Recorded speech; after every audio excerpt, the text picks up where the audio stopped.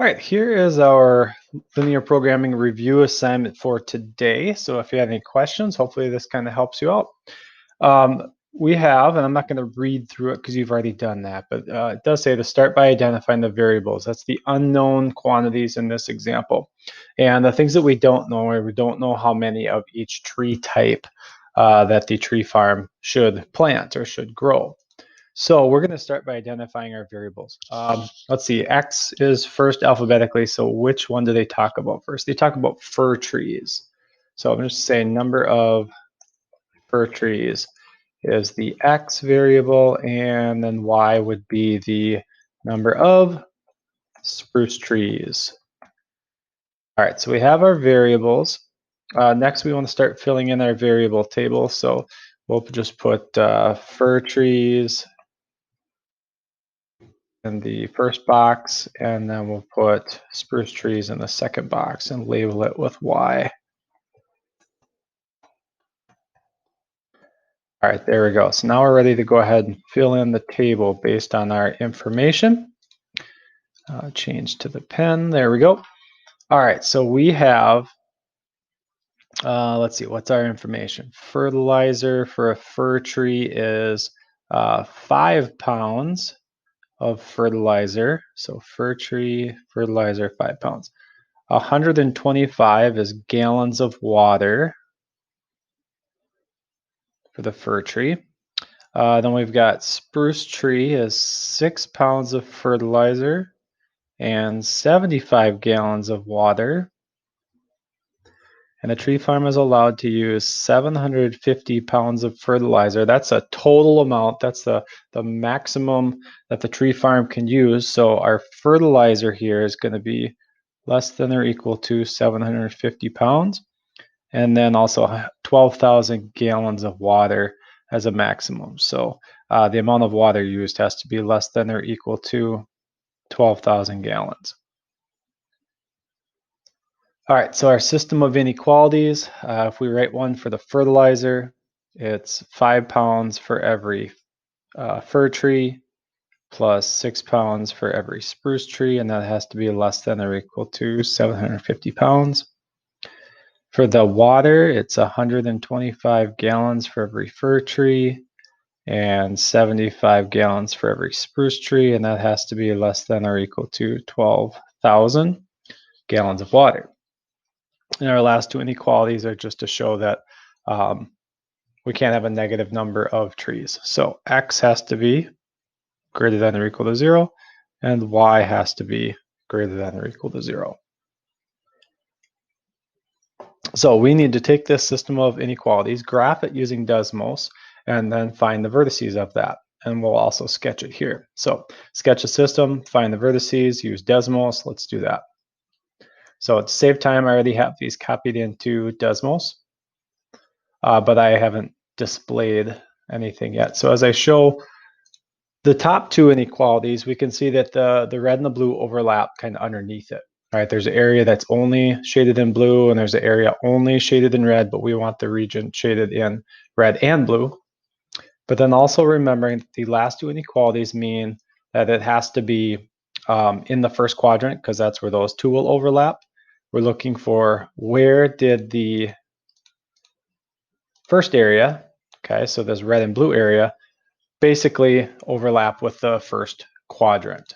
So when I show all of them, it's this area inside here where I'm kind of tracing the boundaries or close to it. So I have a vertex at 0, 0. I have another one at 96, 0, 0, 125, and then 42, 90. All right, so I'm going to have to copy those over to the assignment.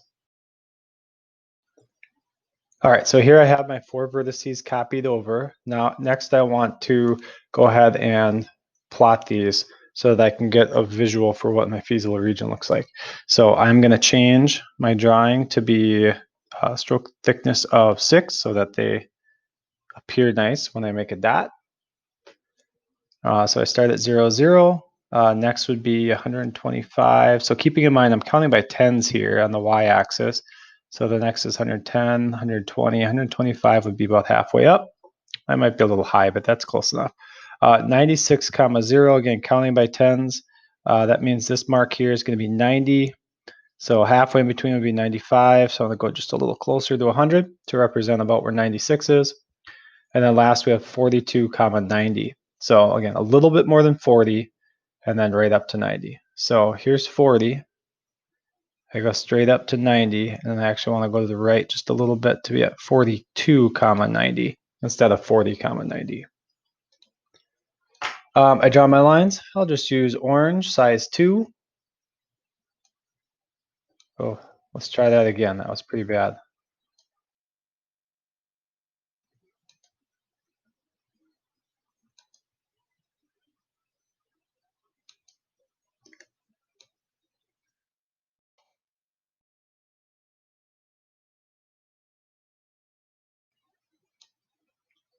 All right, so there we have our boundaries, and then last I want to go ahead and just shade that in. Pick a light color. I'll leave it a stroke thickness of 6. That's fine. It doesn't have to be filled in perfectly, just enough to show that that's the feasible region. Okay, so again, I'm probably doing way more than what you have to do.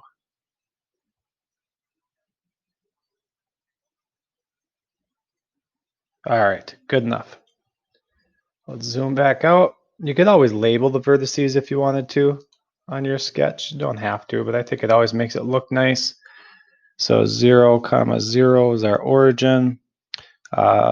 This one was 96, 0. This was 0, 125. And the last one was 42, 90. All right. So we have everything we need there. Our next step is to take a look at some more information and write our objective function. So our equation that helps us reach our goal. So when the tree farm, or when the farm sells its trees, it earns a profit of $30 per fir tree and $40 per spruce tree.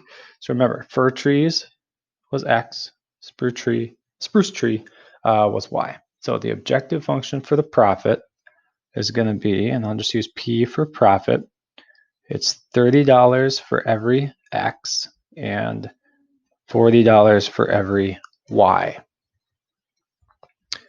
And I want to bring my vertices down from the table.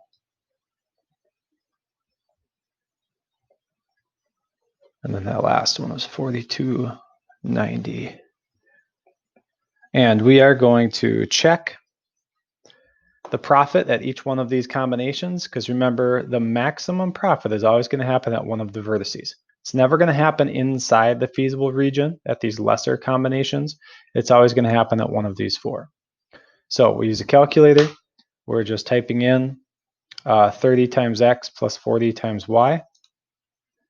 And the first one, of course, is just going to be 0 fir trees and 0 spruce trees as a profit of $0. So I can start with that while my calculator loads up. The next one,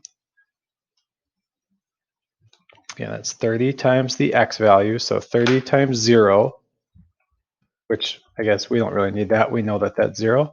And then it was a 125 times 40. Whoops. I should say $40 times 125 spruce trees. That is a grand total of $5,000 in profit. Not bad for planting some trees. All right, vertex 3 was at 96, 0, so $30 times 96 fir trees plus $40 times 0 spruce trees is a grand total of $2,880 of profit. So $2,880.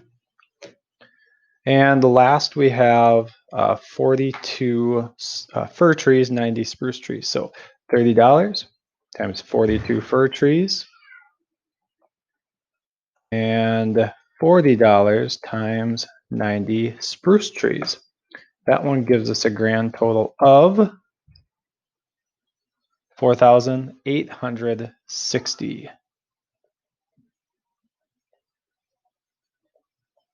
So our question is, as the manager, For the tree farm, how many fir trees and how many spruce trees should you recommend to grow, and explain why? So I'm going to type this rather than try to write it because my handwriting is not good on this.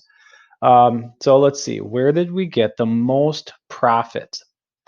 $5,000 was the maximum profit here. That's the largest value in our last column, bigger than 2,800, 4,800. So 5,000 is the biggest.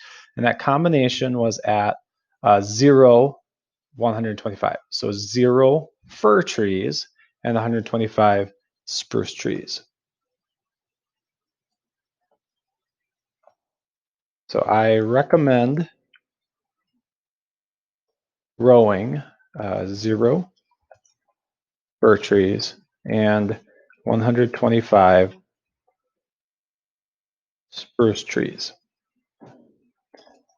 to have a profit of $5,000. And then, of course, I better resize this so we can see it better. There we go.